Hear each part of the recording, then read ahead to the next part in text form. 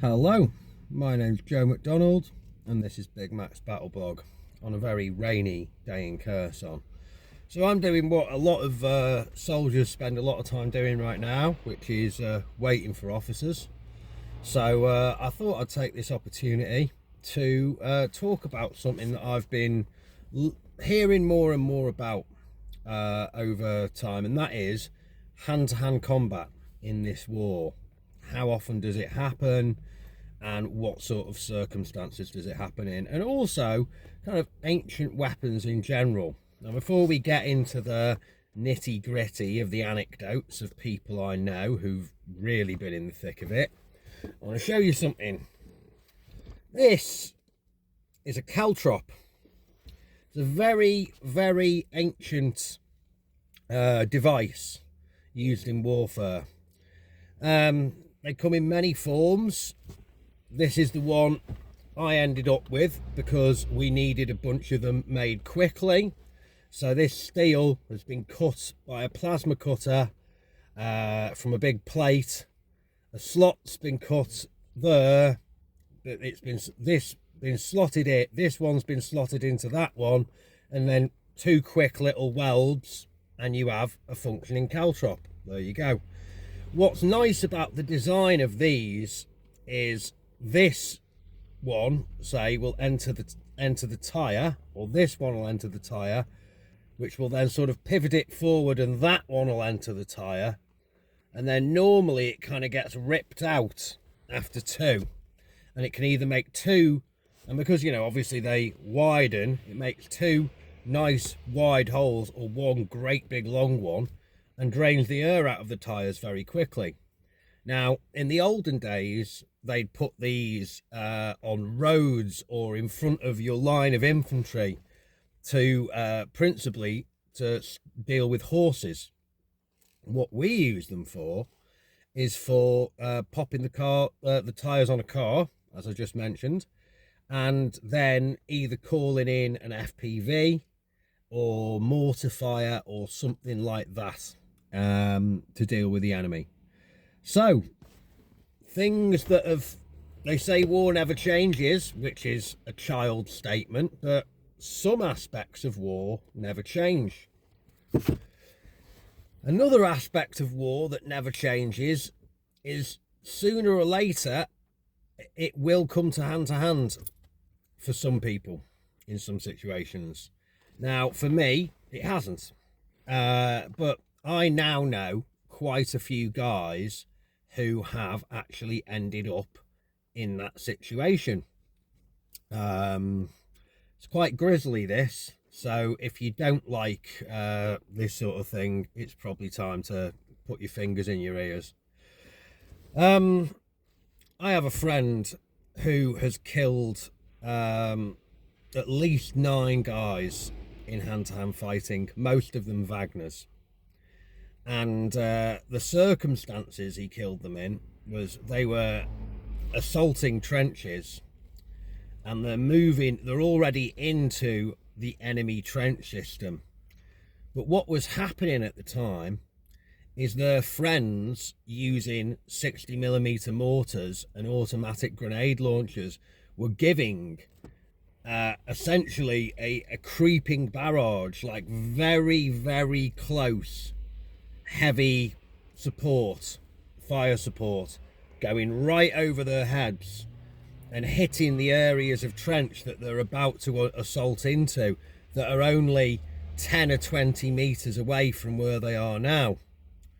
So, you know, in the First World War, there'd be this creeping barrage thing with big guns, and the guys would be walking, in theory, just in the safe zone before where the shells are hitting. And then as soon as the shells stop, they'd only be, you know, 100 meters or something away from the enemy position. This is a sort of smaller version of that. Instead of using big artillery, using small mortars, automatic grenade launchers, that kind of thing. But then suddenly, my friends into the trench, and there's a bunch of Russians who were there, and they're just, you know, covering their ears. And they've put the guns to one side because they're focused on covering their ears. And well, why waste ammunition? So into it he went, rifle butt, bayonets, knives, shovels. It still happens to this day. I don't know many guys who use a bayonet over here. I've seen quite a lot of videos of people going on assaults, and it seems to be pretty rare. Still does happen a bit. I could imagine it's because when you actually are filing into a narrow trench that's a bit more like a ditch than it is, you know, what you'd imagine a finished First World War level trench would be like, the chances of tripping and accidentally spearing your mate in the back are very high.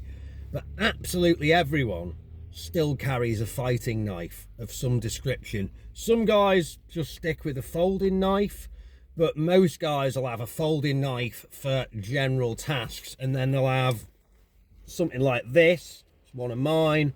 It's a little Kandar dagger, very, very sharp. Will go right through Russian Kevlar, nice and light. And yeah, you know, when it comes to the stabby bit, absolutely perfect. So there we go. Even in these modern days, hand-to-hand combat is still a thing, and aggression and a lack of mercy when you especially when you're in a situation like the Ukrainians are, where you don't know, you know, you might not have any backup. You know, there isn't anyone to call. You either win that fight or you die, and you might be about to be counter-attacked by a bunch more Russians. You know, there isn't much time for asking people if they want to quit. You've just got to slot the bastards and then hold that position, because there's another wave of the bastards coming any second.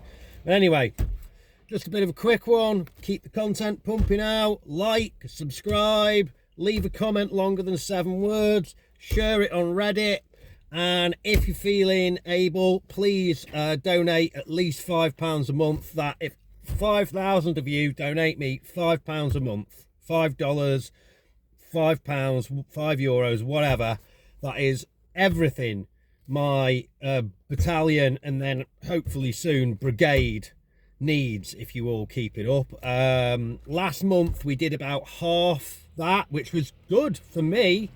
12,500, you know, free world monies is a good month, and we were able to achieve quite a lot of stuff. We bought some eco flows. I bought a load of stuff for one of the garages where we're fixing up the vehicles, like a compressor and a decent generator. Bought another eco flow the other day. Few £100 on consumables like electrical tape and hot glue and components and stuff like that for the devices we make. But yeah, please, £5 a month if you can afford it. That is wonderful. If you can't afford it, leave 5 comments longer than 7 words. Anyway, goodbye from me, Joe McDonald, Big Mac's Battle Blog. Goodbye from one sock, who's just having a little sleep down there. And as always, to our pro-Russian and Vatnik listeners, Idina Hojza Lupa.